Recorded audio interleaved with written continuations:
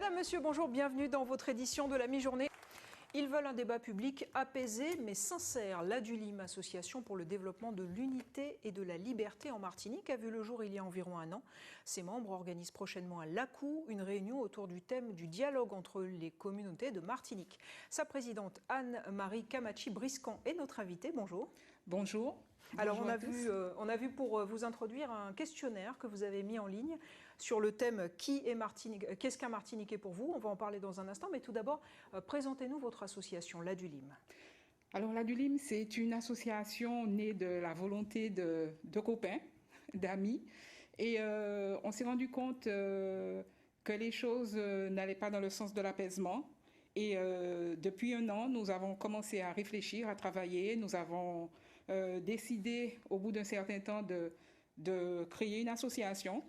Et est née Adulim. Adulim, donc Association pour le développement de l'unité et de la liberté. Tout à fait, et que nous souhaitons même mettre en agir pour le développement, le A, l'association, le mettre en agir, parce que il y aura beaucoup d'actions à mener. Et voilà, nous sommes une bande de copains, des psychologues, des universitaires, vous-même, des anciens élus, enfin voilà. Tout à fait. Donc vous avez lancé ce questionnaire. Pour vous, qu'est-ce qu'être martiniquais? Il est disponible en ligne? Nous l'avons distribué à notre cercle d'amis pour l'instant. Nous souhaitons le mettre en ligne un peu plus, le vulgariser, enfin diffuser à tout le monde, de manière à ce que nous ayons de la matière pour travailler. Parce que nous allons faire avec la population.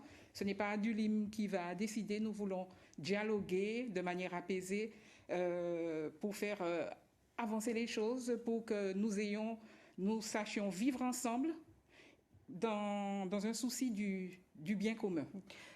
Quel a été le déclencheur qui vous a poussé à, par exemple, sortir de vos activités? Je ne sais pas, on fait du jardinage, vous vous dites, ah ben non, on va apaiser la société. C'est quoi le déclencheur? Alors, nous sommes tous, les membres actuels d'Adulim, engagés dans des associations, quelles qu'elles soient.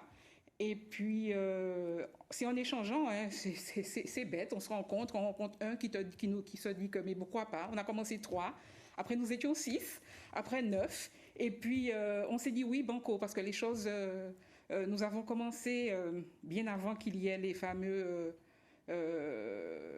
déboulonnages de statuts, etc., etc. La réflexion avait commencé, parce qu'on se rend compte que les années passent, nous sommes des quadras, des quinquas, voilà, et que il faut faire quelque chose. On n'a pas besoin d'attendre d'être parfait. La perfection, on tend tous vers la perfection, mais nul besoin d'être parfait pour agir et pour faire. Vous commencez à travailler. On ne va pas laisser les autres faire. Nous devons faire pour nous-mêmes. Alors, parmi vos thèmes, donc il y a des commissions. Il y a un Lacou, vous me dites, qui va avoir lieu. Lacou, c'est une réunion de réflexion, justement, qui sera à Rivière-Salée la semaine prochaine. Tout à fait. Vos thèmes de réflexion, écologie, famille, société, identité. Vous voulez notamment travailler sur la mémoire de l'esclavage, la réparation et la réconciliation.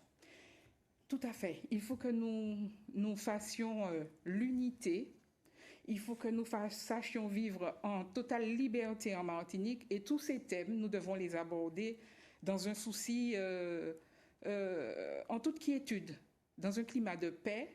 Et c'est pour cela que les Lacou, avec nos psychologues, sont très importants, parce qu'ils seront animés par Fred Galva et Marie-Zanette, pour nous permettre de bocanter, de parler et de manière à faire peuple.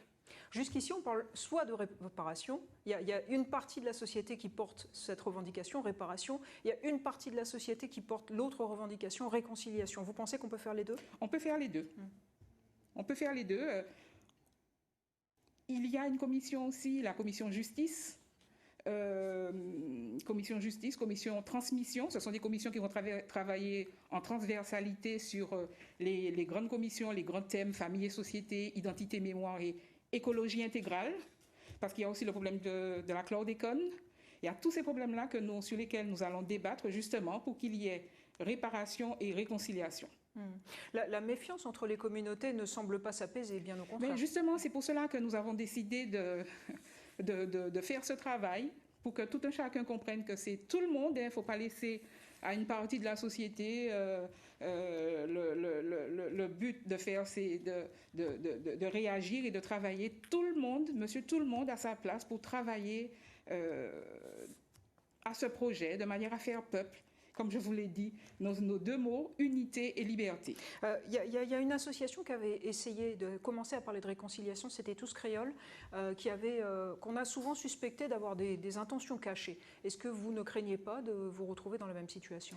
Vous savez, les intentions cachées... à tort ou à raison, parce que parfois c'est vrai que... Oui.